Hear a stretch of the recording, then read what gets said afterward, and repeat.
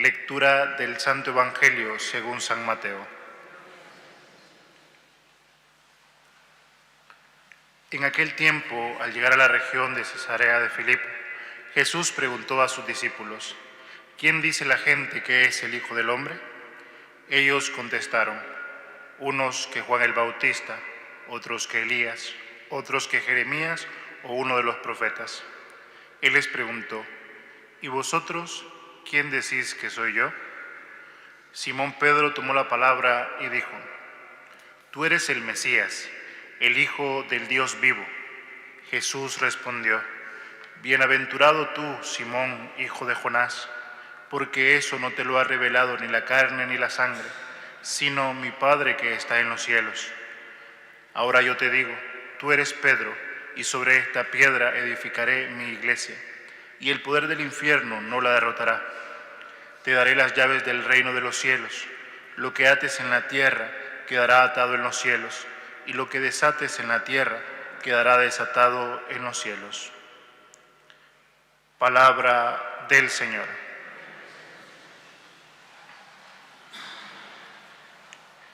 En este día que celebramos la cátedra de San Pedro, recordamos estas palabras que Cristo le otorga a Pedro cuando le pregunta: ¿para ustedes quién soy yo? Una pregunta que ha resonado a lo largo de muchos años y que ha conllevado para nosotros un introducirnos dentro de la vida de Cristo e ir descubriendo y develando las riquezas que Dios ha depositado en su iglesia. Con estas palabras de San Pedro y unido a Cristo, nosotros participamos del único y definitivo sacerdocio.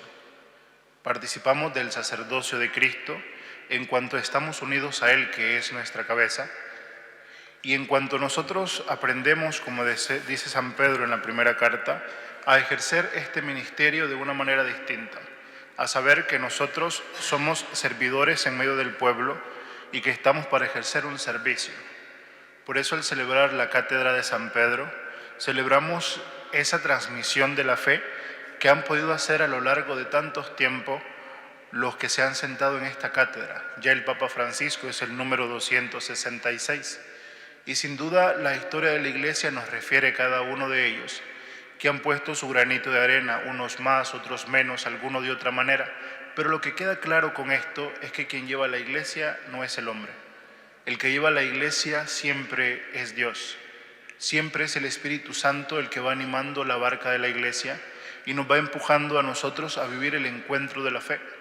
Porque si en todo este tiempo, a pesar de los defectos que podamos tener nosotros como seres humanos, la Iglesia ha subsistido, es porque es algo que no es humano, es algo que ha nacido del corazón de Dios y por eso se ha perpetuado en medio de la historia.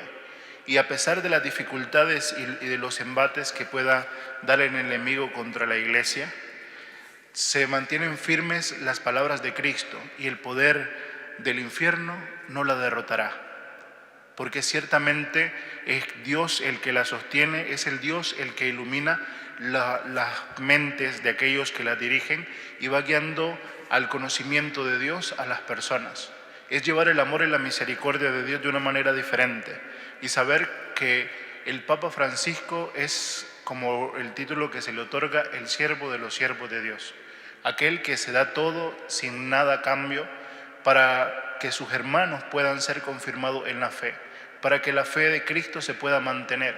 Así como María dijo: aquí está la esclava, pues el Papa también es esclavo del amor de Cristo y es aquel que transmite la fe al pueblo santo de Dios y que es la cabeza visible de la Iglesia. Pero la cabeza de la Iglesia siempre es Cristo.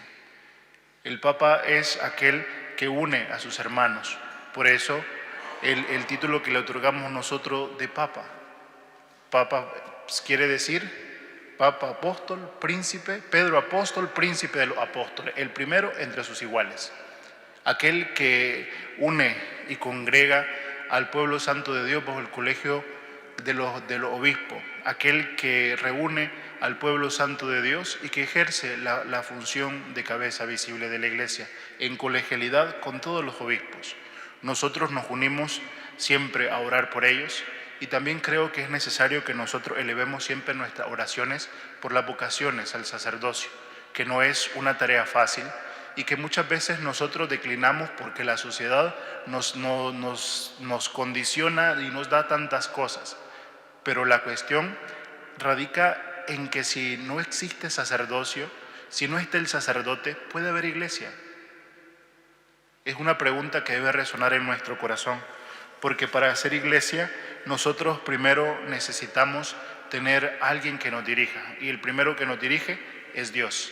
Después Él, de entre sus hermanos, de entre sus iguales, llama en la vocación a hombres para ejercer el ministerio del sacerdocio, para llevar al pueblo de Dios la vida sacramental, donde Cristo se sigue dando, se sigue entregando, y seguimos de nosotros dando y entregando el mismo sacrificio de Cristo. Cristo que se entrega, Cristo es el sacerdote y es la víctima. Es aquel sacerdote perfecto y víctima perfecta que se convierte en el mediador entre Dios y nosotros, porque supo asumir en Él, o se contiene en Él, tanto la humanidad como la divinidad. Es el mediador perfecto porque une las dos naturalezas, lo humano y lo divino.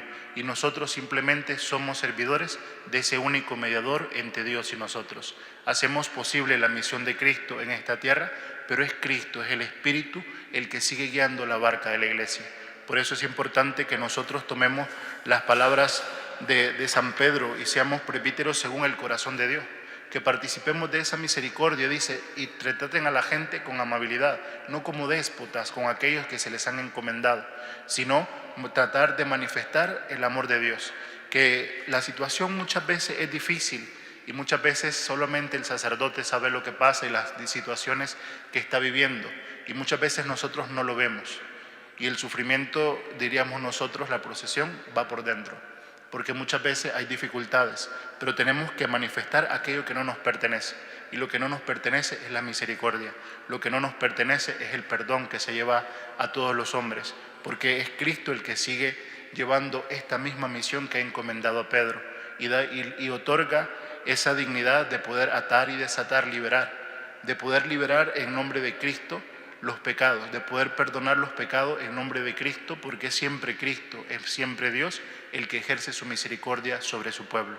Pidamos nosotros y oremos incansablemente, más en este tiempo de la Cuaresma, para que el Señor siempre nos regale sacerdotes según su corazón, que ejerzan esa misión de Cristo y que sigan llevando al pueblo el amor que Dios ha dado a cada uno de los corazones que lo necesitan. En el nombre del Padre, del Hijo y del Espíritu Santo. Amén.